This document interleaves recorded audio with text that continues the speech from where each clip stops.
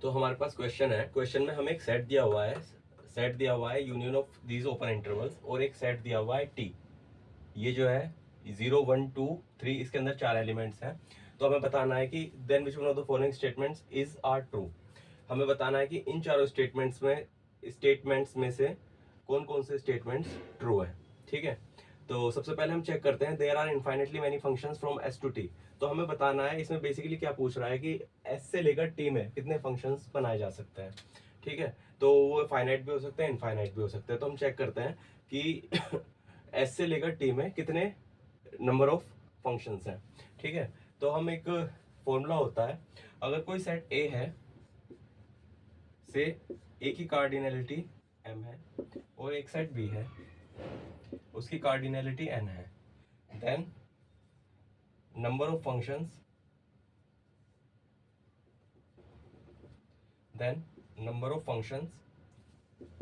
from a to b is given by n की power m, या फिर cardinality of b of cardinality of a। ठीक है, तो ये क्या होता है, number of functions from a to b कितना होता है, n की power m, where n is the cardinality of codomain और m जो है cardinality of domain. Clear? So तो हमें बताना है कि there infinitely many functions from S to T. ठीक है, तो यहाँ पर हमें क्या बताना है, हमें बेसिकली ये नंबर बताना है एस टू टी। ठीक है, तो इसकी तो ये क्या होगा, इसकी टी की कार्डिनलिटी कितनी है, टी दिया हुआ है हमें 0 1 2 3। तो टी की कार्डिनलिटी कितनी है, टी की कार्डिनलिटी है 4। Cardinality means number of elements in the set. ठीक है, और एस क्या है, एस है union of these open intervals. ठीक है, तो हम जानते हैं कि ओपन इंटरवल्स में नंबर ऑफ एलिमेंट्स जो होते हैं वो इनफाइनाइट होते हैं। इनफाइनाइट नहीं बल्कि काउंटेबली इनफाइनाइट होते हैं। क्लियर? सो जो एस है, एस की जो कार्डिनलिटी होगी वो आप ऐसे बोल लीजिए, बेसिकली इसकी जो कार्डिनलिटी होती है वो कंटिन्यूम होती है। कंटिन्यूम मतलब मीन्स इसे आप ऐसे ले लीजिए, 2 की power L naught. L naught is the cardinality of natural numbers, C is the cardinality of R, या फिर ऐसे ऐसे बोल दीजिए। और आप जे एडवांस लेवल पर हैं तो जे एडवांस लेवल पर आप ऐसे मान लीजिए कि जो इसकी कार्डिनलिटी है वो इनफाइनाइट मान लीजिए आप अभी फिलहाल के लिए। क्लियर? सो हमें बताना है कि number of elements from S to T. ठीक है, तो हमें क्या, ये क्या हो जाएगा, टी की कार्डिनलिटी अपॉन एस की raise to the power S की कार्डिनलिटी। सो टी की कार्डिनलिटी कितनी है, 4 की पावर ये कितना है, इसकी कार्डिनलिटी कितनी है, इनफाइनाइट। सो ये आ गए infinite. It means number of elements from S to T, sorry, number of functions from S to T is infinite. So this option is correct, there are infinitely many functions from S to T. सो ये option हो गया correct. अब हम check करते हैं second option. हमें बताना है there are infinitely many strictly increasing functions from S to T. ठीक है, तो हमें बेसिकली बताना क्या है, हमें चेक करना है एफ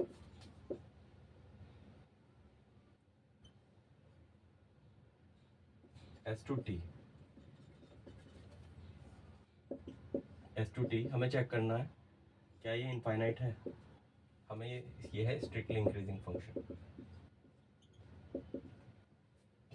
हमें ये बताना है इस सेट की कार्डिनलिटी क्या इनफाइनाइट है, हमें ये चेक करना है बेसिकली। तो हम इसे कैसे चेक कर सकते हैं, ये वहाँ पर पूछ रहा है there are infinitely many strictly increasing functions from S to T. ठीक है, तो इसमें हमें हमें कुछ नहीं करना, हमें बस डोमेन और कोडोमेन को देखना है कि डोमेन और कोडोमेन की कार्डिनलिटी हमें क्वांटिफाई करनी है, या कह सकते हैं कंपेयर करनी है। तो हम बता सकते हैं। ठीक है, तो हम बता सकते हैं एस के क्या एलिमेंट्स हैं, 3 to 4, और टी के नंबर ऑफ एलिमेंट्स कितने हैं। ठीक है, ये है। अगर हमें ये बताना है स्ट्रिक्टली इंक्रीजिंग फंक्शन निकालना है तो इसके लिए दो कंडीशन सेटिस्फाई होनी चाहिए। क्या, इसके डिस्टिंक्ट एलिमेंट्स इसके डिस्टिंक्ट एलिमेंट्स पर मैप हो जाए। ठीक है, क्या, distinct elements of S domain gets mapped to distinct elements of T codomain. ठीक है, ये चीज कंडीशन, ये कंडीशन फुलफिल हो जाए दूसरा, if x1, x2 are in S such that x1 is greater than x2 should imply fx1 fx2। अगर ये कंडीशंस दोनों फुलफिल हो जाए तो हम स्ट्रिक्टली इंक्रीजिंग फंक्शंस बना सकते हैं। ठीक है, तो इसमें ये वाली कंडीशन फुलफिल नहीं होगी, फर्स्ट वाली, distinct elements of S gets map to distinct elements of T. क्यों? क्योंकि अगर हमें डिस्टिंक्ट एलिमेंट्स को डिस्टिंक्ट एलिमेंट्स पर मैप करना है, इट मीन्स डोमेन की और कोडोमेन की कार्डिनलिटी क्या होनी चाहिए? इनफाइनाइट होनी चाहिए। क्यों? क्योंकि एस की कार्डिनलिटी इनफाइनाइट है, तो इसके डिस्टिंक्ट एलिमेंट्स को मैप होने के लिए टी की कार्डिनलिटी भी क्या होनी पड़ेगी? इनफाइनाइट होनी पड़ेगी। बट इसकी कार्डिनलिटी क्या है? 4। 4 क्या होता है? फाइनाइट होता है। कार्डिनलिटी क्या है इसकी? 4, जबकि एस की कार्डिनलिटी क्या है? इनफाइनाइट। ठीक है, तो इसके डिस्टिंक्ट एलिमेंट्स पर मैप नहीं हो पाएंगे। क्लियर? तो ये जो ऑप्शन है ये इनकरेक्ट हो गया। इट मीन्स जो कार्डिनलिटी है स्ट्रिक्टली इंक्रीजिंग फंक्शंस की, वो इनफाइनाइट नहीं होगी। ठीक है, अब आते हैं थर्ड ऑप्शन पर। अब आते हैं हम ऑप्शन सी पर। ऑप्शन सी क्या पूछ रहा है? The number of continuous functions from S to T is at most 120। क्या पूछ रहा है ये? बेसिकली ये पूछ रहा है कि इस सेट की कार्डिनलिटी कंटिन्यूअस, ये पूछ रहा है। क्लियर? तो हमें बताना है कि क्या ये is less than equal to 120 होगा। तो सेट क्या दिया हुआ है? सेट दिया हुआ है हमें 1 to 2, 3 to 4, 0 1 2 3। ठीक है, हमें पूछ रहा है कि नंबर ऑफ कंटिन्यूअस फंक्शंस कितने होंगे। क्लियर? ऐसे फंक्शंस कितने होंगे। क्लियर? तो अब हमें ये देखना है कि एस का स्ट्रक्चर कैसा है, एस कैसे बना हुआ है। एस जो है यूनियन ऑफ ओपन इंटरवल्स दिया हुआ है। ठीक है, बल्कि disjoint union of open intervals दिया हुआ है। ठीक, तो कंटिन्यूअस फंक्शंस बताने हैं। अब ये जो सेट है ये डिसजॉइंट दिया हुआ है, हमें बताना है कंटिन्यूटी। तो कंटिन्यूटी होने के लिए क्या हो सकता है कि ये जो ओपन इंटरवल्स हैं ये अलग अलग एलिमेंट्स पर मैप हो जाएंगे।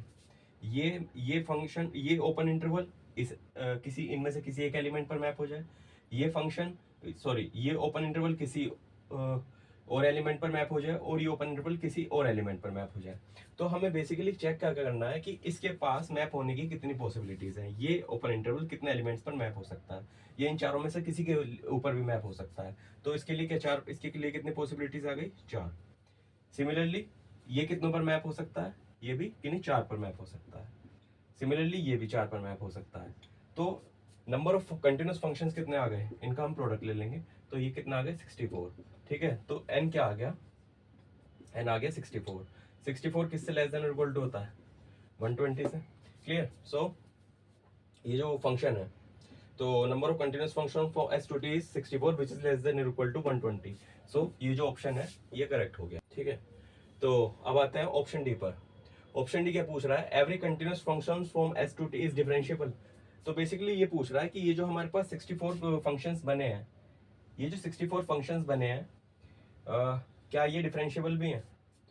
तो ये ऑप्शन करेक्ट हो जाएगा। करेक्ट क्यों होगा? ये जो कंटिन्यूअस फंक्शंस होंगे डिफरेंशिएबल भी होंगे। डिफरेंशिएबल क्यों होंगे?